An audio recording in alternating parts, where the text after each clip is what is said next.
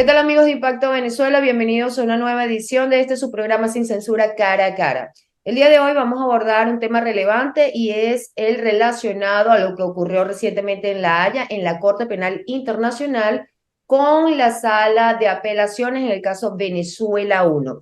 Crímenes de lesa humanidad presuntamente cometidos en nuestro país de parte de las autoridades del gobierno de Nicolás Maduro. Y para eso traemos el día de hoy como invitado al director presidente de Foro Penal, Alfredo Romero. Bienvenido a Impacto Venezuela, ¿cómo está? Bueno, muchísimas gracias por la invitación. A la orden, Mildred. Gracias a usted. Estuvo presente en las audiencias que se llevaron a cabo este 7 y 8 de noviembre en La Haya. Quisiéramos saber un poco cómo fue el ambiente. Se conoció oficialmente porque era una audiencia pública, la primera que se hace en donde se pudo observar y lo que se dijo y lo que no en relación a las partes. El gobierno de Maduro apelando, pero también la Fiscalía de la Corte Penal Internacional dejó claro que no se está investigando ningún crimen de lesa humanidad cometido en el país. ¿Podría aclararnos más o menos las claves de este proceso que usted lo vivió? Bueno, primero, como bien lo decías, es una audiencia que se celebra primero de una manera muy excepcional, porque dentro de la misma Corte Penal Internacional les pareció algo bastante, vamos a llamarlo así, distinto, especial, lo cual de por sí ya marca una importancia en cuanto al caso, llamémoslo la situación Venezuela, porque todavía no hay un caso judicial como tal, ¿no? Pero en relación a la situación Venezuela, esto denota que definitivamente la Corte Penal Internacional tiene un interés en cuanto a esta situación. ¿Y por qué lo digo? Bueno, porque realizar esta audiencia, movilizar a los jueces y todo lo que implica, todo el aparataje de la misma en una sala de audiencias de esa categoría, es algo que definitivamente implica, para haberlo hecho, que tiene una importancia la situación de Venezuela. Eso por un lado. Por el otro lado, entonces, esto es, como tú bien lo decías, una apelación, es decir, ante la Corte de Apelaciones en la Corte Penal Internacional. ¿Y de qué se apela? Apelar, recuérdese que es acudir a una instancia superior a nivel judicial, ¿no? Desde el punto de vista judicial. ¿Y de qué se está apelando? La decisión de la Sala de Cuestiones Preliminares, en la cual se autoriza al fiscal de la Corte Penal Internacional y a la Fiscalía como tal de esa Corte a continuar con la investigación que por crímenes de lesa humanidad se llevaba y que fue iniciada por orden o digamos por decisión del fiscal en noviembre del año 2021. Se había de alguna manera suspendido por solicitud del Estado venezolano de conformidad con lo que establece el Estatuto de Roma, que es la legislación aplicable acá. Hay la posibilidad pues digamos, de oponerse a esa investigación que se había realizado, y así ocurrió por parte del Estado venezolano, y el fiscal acude a la sala de cuestiones preliminares, y la sala de cuestiones preliminares, bueno, acuden los dos, pues, porque la suspensión se llevó a cabo ahí, pero se resuelve este proceso allí, este litigio allí entre la sala de cuestiones preliminares, y decide, pues, en favor de la Fiscalía de la Corte Penal, y el Estado venezolano apela de esta decisión de la sala de cuestiones ¿Qué preliminares en una pasó segunda allí? instancia. ¿Qué pasó allí? ¿Cómo se vivió eso? O sea, ¿por qué ocurre? O sea, el Estado no presentó elementos probatorios, es más de lo mismo, están dilatando el No es lo proceso. mismo.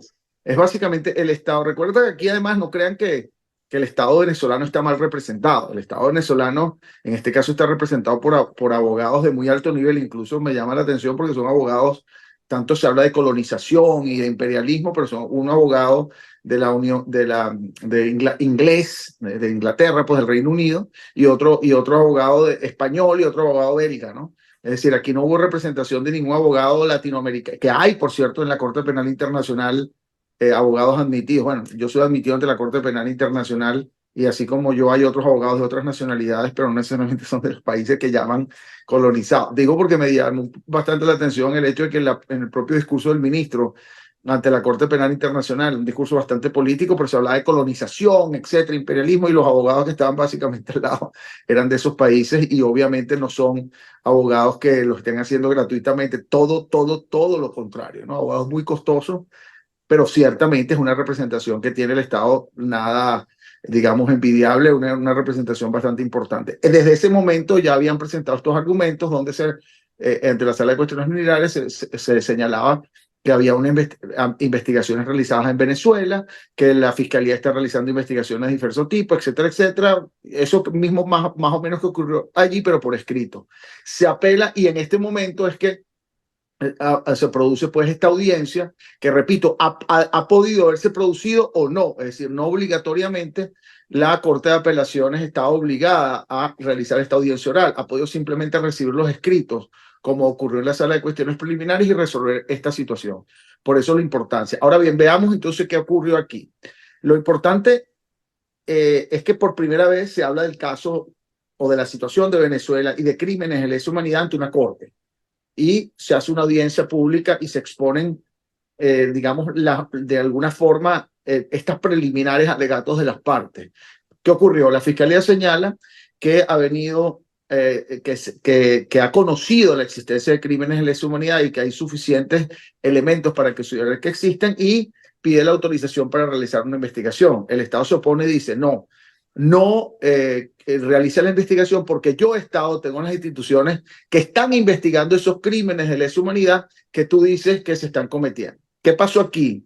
Pues primero, y quiero que entiendan qué es lo que pasa, la Corte Penal Internacional o la Fiscalía solo investiga de manera complementaria, que es lo que se llama la complementariedad, que es lo que es lo que además se conoce como el test del espejo, que lo discutieron mucho allí, el mirror effect, el mirror test, que es el test del espejo, que quiere decir que yo no, la fiscalía no puede investigar algo exactamente igual que se está investigando en el estado parte, que en este caso es el estado venezolano.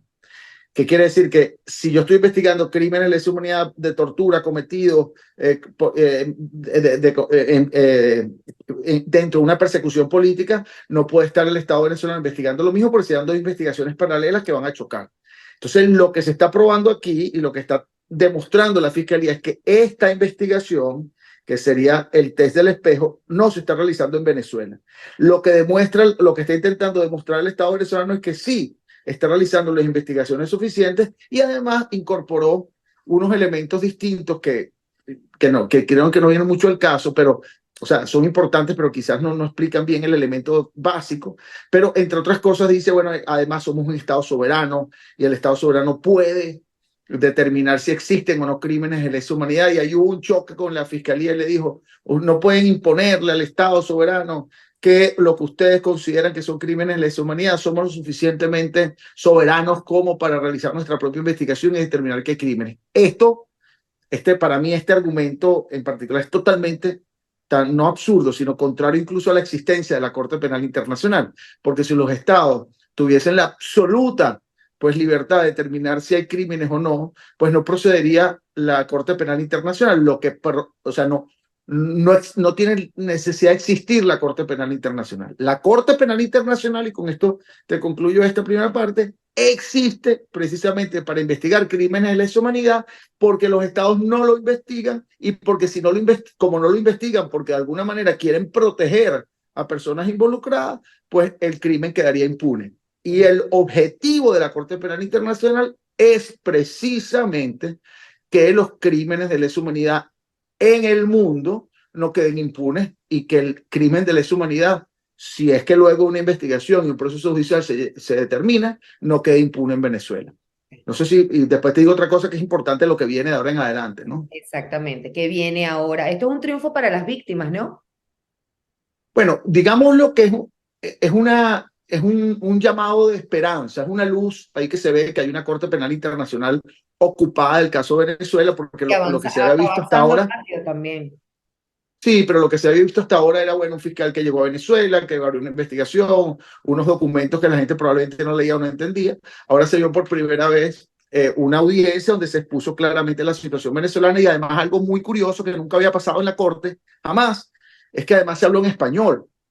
Y esto era algo que nunca había ocurrido. Una juez preguntó en español, un abogado responde en español y finalmente la Oficina de Representación de Víctimas de la Corte Penal Internacional, que es como la Defensoría Pública de la Corte Penal Internacional, que eso también te puedo hablar, expuso en español al final. Pero fíjate qué es lo que pasa ahora, para tampoco crear, y esto es muy, muy importante.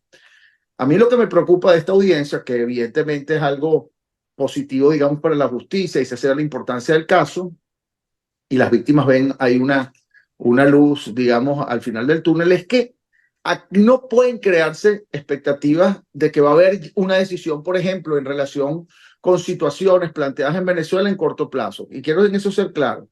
Lo único que determina la decisión que va a ocurrir entre enero o febrero del año que viene de la Corte de Apelaciones es ratificar o no la decisión de la Sala de Cuestiones Preliminares que decidió sobre continuar con la investigación. Cuando la Corte de Apelaciones decida, lo que va a decir es que continúe la investigación de la Fiscalía de la Corte Penal Internacional o no continúe la investigación. Entonces vayamos al caso de que la investigación continúe, que es lo que se espera.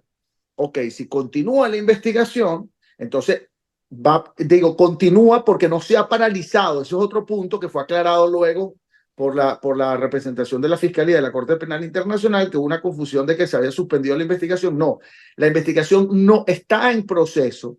Entonces, incluso no la decisión en términos generales lo que va a hacer es decir, no, sigan adelante con la investigación que ya está procediendo, pero no va a repercutir ni en la investigación ni en la decisión sobre determinar responsables por crímenes de lesa humanidad. Entonces, ¿qué pasa?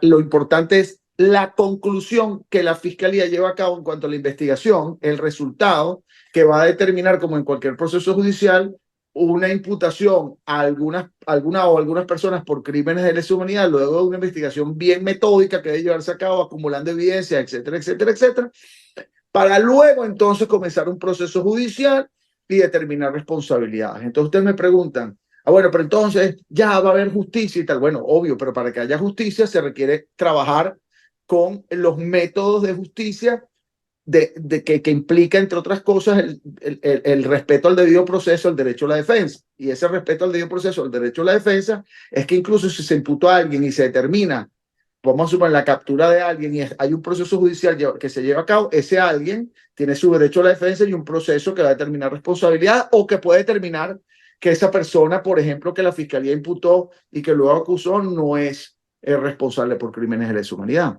Se hablaba también de que el fiscal, bueno, que a nivel periodístico quedan muchas interrogantes.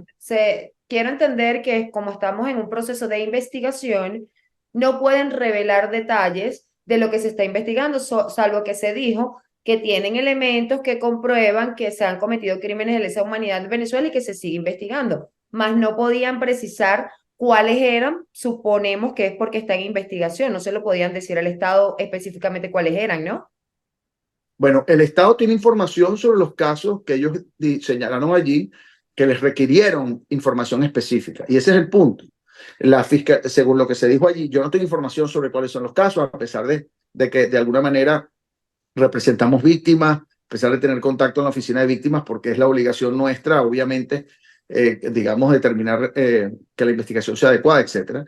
Pero el Estado sí tenía la información de la Fiscalía, que fue lo que se habló ahí, que se habló de varios casos, de una ficha con información que el Estado le respondió y que también se dijo que no fue traducido y que debía habérselo traducido por la Corte. Y hubo una discusión en cuanto a la traducción al inglés de esta información enviada por el Estado, que bueno, que sería otra discusión a hablar, un poco más larga, pero bueno, todo evento, el tema está en que ciertamente ellos tienen conocimiento de esos casos y la Fiscalía le pregunta, dígame si este caso se investigó, ¿hasta dónde se investigó? Y el Estado respondió, sí, bueno, aquí están los casos, se investigó aquel, unos funcionarios imputados, otros condenados. La Fiscalía lo que entendemos allí señala, no, que usted no investigó, lo que yo analicé luego de que usted me respondió de conformidad con lo que yo le pregunté, es que esos casos no habían sido investigados de manera eficiente, genuina, que no tenían conclusiones efectivas y que de alguna manera o probablemente no se corresponde con los casos que yo le pregunté. El Estado venezolano ahí explicó, no, sí, yo investigué, tan es así que hay 15 funcionarios condenados, otros investigados, tal y tal y tal cosa, y por lo tanto sí investigué. Eso, que fue la discusión, un poco la Fiscalía dice que no investigó, el Estado dice que sí investigó y determinaron que se había responsabilidades.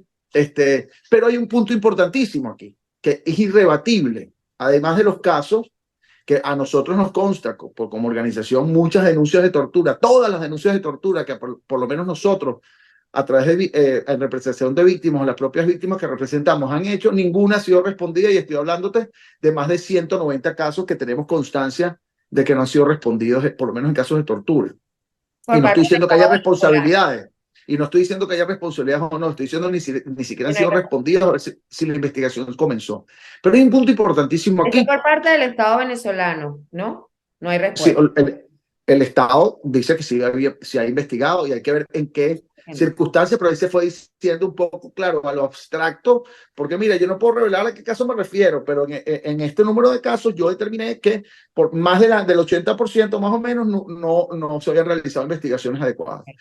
Pero hay un punto importante que es irrebatible y que, por cierto, de alguna manera nosotros nos hemos referido y también, pues, de alguna forma se ha remitido a la Corte, que es la no existencia de un marco legal en Venezuela para investigar, procesar y condenar a personas que hayan cometido crímenes de lesa humanidad. ¿Qué quiero decir? Efectivamente hay una ley que es la que acoge, digamos así, la que forma, ratifica el Estatuto de Roma de la Corte Penal Internacional y lo hace ley en Venezuela. Hay la ley del Estatuto de Roma de la Corte Penal Internacional en Venezuela. Pero esa ley solo indica cuáles son los delitos, etcétera, etcétera. Pero no hay en ninguna herramienta jurídica, ningún instrumento jurídico, llámese ley, llámese código, el proceso ni la forma de aplicar esa ley del Estatuto de Roma de la Corte Penal Internacional. Y ese alegato fue muy contundente, incluso hubo muchas preguntas al respecto por parte de esta juez peruana Carranza y de la Oficina de Víctimas, etcétera, que dijo, bueno, dígame por qué la ley no existe, si ustedes tienen 23 años siendo parte habiendo ratificado el Estatuto de Roma. Y la respuesta no hubo una respuesta realmente importante. Yo te diría que solo con eso te dirían, bueno, pero ¿cómo usted me va a decir que va a investigar crímenes de lesa humanidad? Que hay otro punto allí, crímenes de lesa humanidad, que es lo que yo estoy investigando, si ni siquiera existe la suficiente marco legal para realizarlo. O sea, usted no tiene el marco legal. Entonces, ¿cómo lo vas a investigar? Por otra parte, te quería decir que allí hubo algo que me llamó la atención del abogado español, que indicaba, bueno, que investigar un crimen ordinario de tortura, ordinario quiere decir que no es de lesa humanidad, y ¿cuál es la diferencia? La lesa humanidad implica, por ejemplo, que haya toda una política de Estado o un patrón de conducta que haga ese crimen sistemático. Es muy distinto a un crimen ordinario de tortura de un funcionario policial en un centro de reclusión a crímenes de tortura sistemáticos por motivos políticos contra, por ejemplo, personas presas políticas, que es una de las cosas que nosotros hemos venido denunciando hace tiempo. ¿Qué ocurre? El abogado español particularmente, que por cierto entiendo y hay que averiguar, o trabaja con la oficina de Baltasar Garzón, este abogado apellido Martínez, Altor Martínez se llama, exponía, bueno, no, lo importante es que se está investigando un crimen de tortura porque al abuso sexual se refería a la violación. La violación es violación, sea de lesa humanidad o no.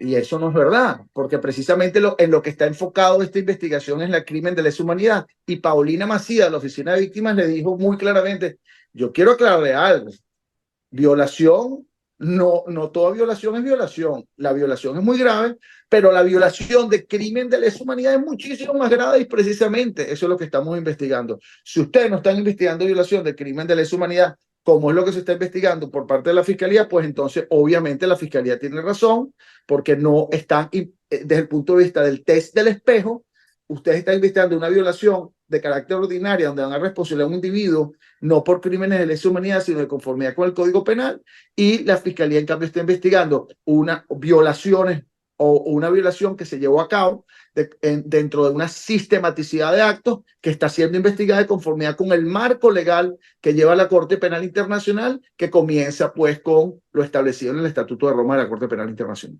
Doctor, para ir finalizando, ¿cree o considera que todo lo que, porque hablaba de que el equipo de abogados es muy bueno, el que tiene el gobierno de Nicolás Maduro? Entonces, ¿por qué presentarse allá y hacer todo esto? ¿Cree que están buscando dilatar el proceso? Porque sí, ir, presentarse en la audiencia pública y todo esto, pero ¿a costa de qué? Si no van a presentar los elementos que se le están solicitando y la fiscalía está ratificando que no hay investigación alguna, que no hay leyes, no hay nada.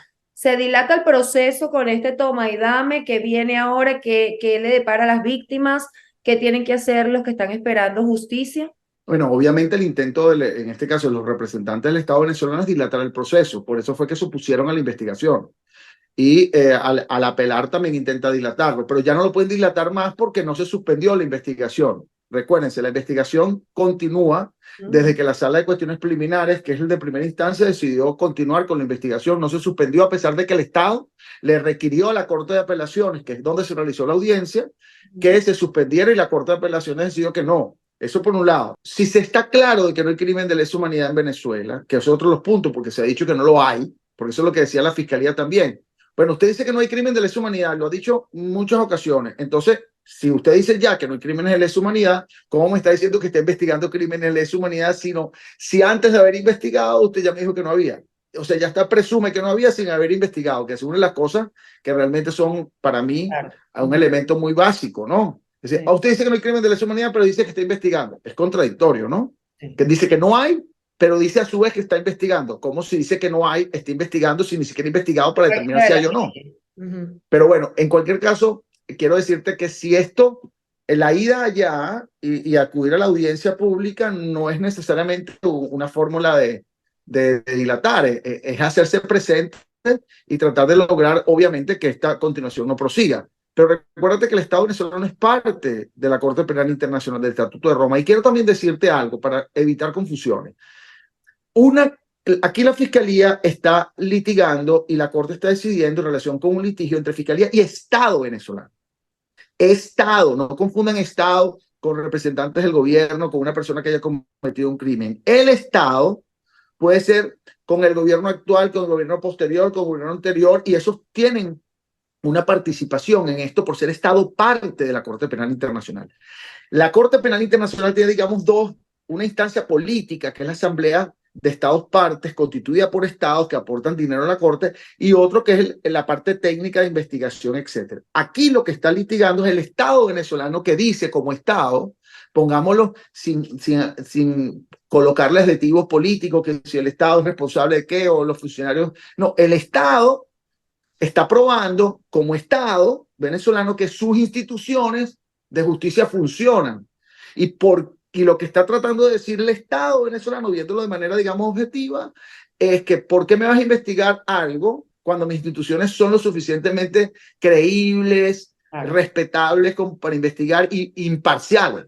Lo que le está diciendo la Fiscalía es no. Y lo que decimos y lo que hemos dicho nosotros es que todo lo contrario, el sistema de justicia es utilizado como arma de persecución política de manera muy eficiente y no puede investigar lo mismo que los mismos actos que está las propias instituciones cometiendo, que es, por ejemplo, la detención arbitraria de Javier Tarazona, que denunció tortura, la detención de Mirlendris Benítez, o de Roland Carreño, que fue detenido arbitrariamente y liberado arbitrariamente, porque además así ocurre. ¿Qué ocurre luego que todavía no ha ocurrido?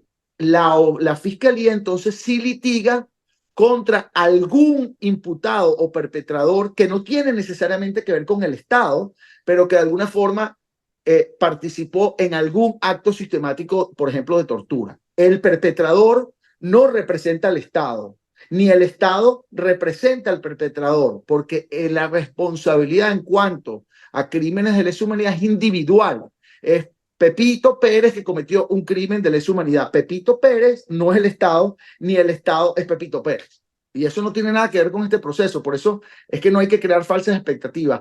No se ha comenzado todavía un proceso judicial por crímenes de lesa humanidad en Venezuela. No se ha comenzado. Lo que hubo ayer o culminó ayer fue simplemente llamémoslo un trámite, una incidencia o un proceso aparte para determinar si la investigación continúa o no. Claro. Y eso es todo. Para ya cerrar con esto, ¿cómo está la situación actual en Venezuela en materia de derechos humanos? ¿Cuántos presos políticos maneja Foro Penal? ¿Y cuántas víctimas de las que ustedes han registrado se mantienen actualmente bajo medidas cautelares, entendiendo que hay una negociación en Barbados que está ahí temblando porque se da, no se da, pero se dieron algunas liberaciones, que usted, como bien lo dijo, Roland Carreño fue uno, pero ¿cómo está esa situación en este momento para cerrar ya? Bueno, actualmente hay 272 presos políticos por nuestra lista actualizada esta semana. Es importante anotar que 113 de esos 172 presos políticos se encuentran privados de libertad preventivamente por más de 3 años, incumpliendo o violando la propia ley venezolana que establece un máximo de 3 años, lo cual de por sí, de conformidad con la propia ley venezolana, esa detención es arbitraria. Eso quiero que dejarlo claro. Las negociaciones en Barbados, no sé, no tenemos conocimiento exactamente de qué se habla allí en relación con presos políticos. Lo que sí digo es que obviamente quedan 272, esta liberación de 5 que bueno, que hay ciertas cosas allí que hay que analizar, pero por lo menos 3 de esos 5 realmente se encontraban en la cárcel, ¿no? Juan Requesén estaba en casa por cárcel y era preso político. Pero bueno, lo que te quiero decir con esto es que obviamente de la negociación no ha resultado más nada, no hay liberación de otra persona.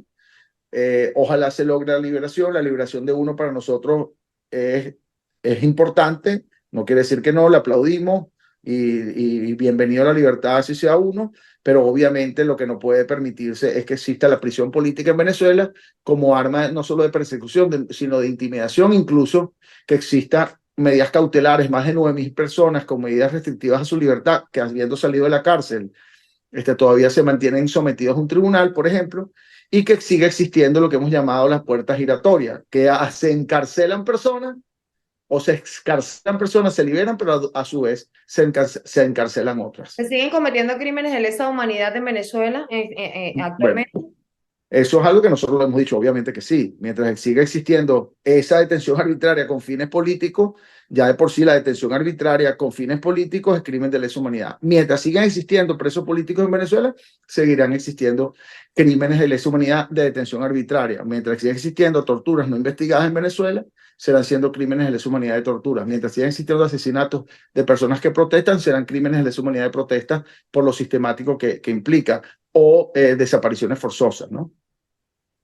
Doctor Alfredo Romero, muchísimas gracias por aceptar esta invitación y compartir con nosotros lo que fue su experiencia y su análisis allá en La Haya, donde estuvo como oyente en la audiencia de la CPI o de la Corte de Apelaciones. Gracias de verdad por compartir con nosotros en este espacio que es tan importante para los venezolanos cuando se trata de derechos humanos. Muchas gracias, siempre la orden.